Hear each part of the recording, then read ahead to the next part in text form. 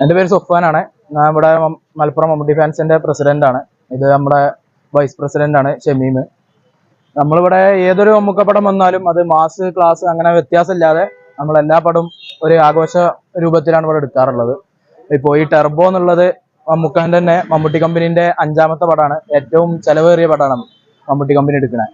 അതും ഇതൊരു ആദ്യം പറഞ്ഞിട്ടുണ്ട്, മാസ് മസാല എന്നല്ല, ഒരു ആക്ഷൻ ഓറിയന്റഡ് കോമഡി അങ്ങനത്തെ ഒരു ഫിലിമാണ്. നമ്മൾ ആദ്യം മുതലേ വലിയ വലിയ പ്ലാനുകളായിരുന്നു. പക്ഷേ മഴ കാരണം കുറേ പരിപാടികൾ നമുക്ക് നടത്താൻ പറ്റിയില്ല. ഇപ്പോൾ രാവിലെ നമ്മൾ നാസിക് ഡോൾ അറേഞ്ച് ചെയ്തിട്ടുണ്ടായിരുന്നു. അതുപോലെ ഫാൻ ഷോ ഉണ്ടായിരുന്നു 9 മണിക്ക്. അപ്പോൾ നമ്മൾ ഫാൻസുകാരും പിന്നെ കുറച്ച് നമ്മൾ അറിയപ്പെടുന്ന ആൾക്കാരും എല്ലാം കൂടി ഒന്നിച്ച് വലിയൊരു ആഘോഷമാക്കി. അപ്പോൾ പരിപാടി വളരെ ഉഷാറാക്കി. ആ പരിപാടിക്ക് ഫാൻ ഷോക്ക് വന്നവരെ എല്ലാവരും ഒരേ സ്ഥലത്ത് പറഞ്ഞത് എന്താ വെച്ചാൽ, കുറെ കാലത്തിന് ശേഷമാണ് നമ്മൾ മമ്മൂക്കാനെ ഇത്ര ഒരു എനർജിയിൽ കാണുന്നത്. ഷൈലോക്കിലും ഇതൊക്കെ ഉണ്ടെങ്കിലും നമ്മള് കുറെ കാലത്തിന് ശേഷമാണ് മൂപ്പരൊന്ന് ഇയകി ചേർന്ന് അങ്ങനെ ഒരു ഇതിൽ കാണുന്നത്. അപ്പൊ എല്ലാവരും തന്നെ വളരെ എക്സൈറ്റഡിലാണ് പടം കഴിഞ്ഞ് ഇറങ്ങി പോണത്. അപ്പോ നമുക്കും തന്നെ വളരെ സന്തോഷം. ഇത് ഇനിയും ഇതുപോലെയുള്ള സംഭവം 73 വയസ്സായി. പക്ഷെ മൂപ്പര സ്ക്രീനിൽ കാണുമ്പോൾ ഒരിക്കലും നമുക്ക് ഒരു 73 വയസ്സുകാരനായിട്ട് തോന്നൂല. കാരണം അത്രയും എഫേർട്ട് എടുത്തിട്ടാണ് മൂപ്പര് ചെയ്തിട്ടുള്ളത്. അപ്പോ ഇപ്പോഴും അതെ, നമ്മൾ ഫാൻസുകാരാണെങ്കിലും ഒരു നോർമൽ പ്രേക്ഷകനാണെങ്കിലും ഒരു ഇപ്പോ ഏത് പടം എടുത്ത് നോക്കിയാലും ഒരു മമ്മൂക്ക പടം എന്നുള്ളത് ഒരു മിനിമം ഗ്യാരണ്ടിയാണ്. ധൈര്യമായിട്ട് നമുക്ക് ടിക്കറ്റ് എടുക്കാവുന്ന ഒരു ഇതാണ്. ഈ ഒരു പടത്തിനെ പറ്റി നമ്മൾ പറയുകയാണെങ്കിൽ, നമ്മൾ ഒരു 2.5 മണിക്കൂർ ഒന്നും അറിയാതെ ബാക്കി എല്ലാ കാര്യങ്ങളും മറന്നുകൊണ്ട് ഫുൾ എനർജി ലെവലിൽ എൻഗേജ്ഡ് ആയിട്ട് കണ്ട് ആഘോഷിച്ച് പോകാൻ പറ്റിയ ഒരു പടമാണ്. അതാണ് ടെർബോ.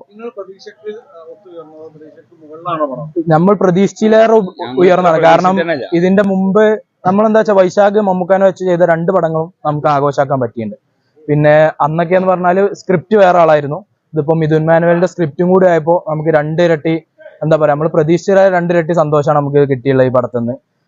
+2 ഡിഗ്രി കഴിഞ്ഞവർക്ക് വേൾഡ്സ് ഫസ്റ്റ് AR/VR ക്ലാസ് റൂമിലൂടെ സ്മാർട്ട് ഫോൺ എഞ്ചിനീയർ ആവാം. കൂടുതൽ അറിയാൻ വിളിക്കൂ ബ്രിഡ്കോ ആൻഡ് ബ്രിഡ്കോ.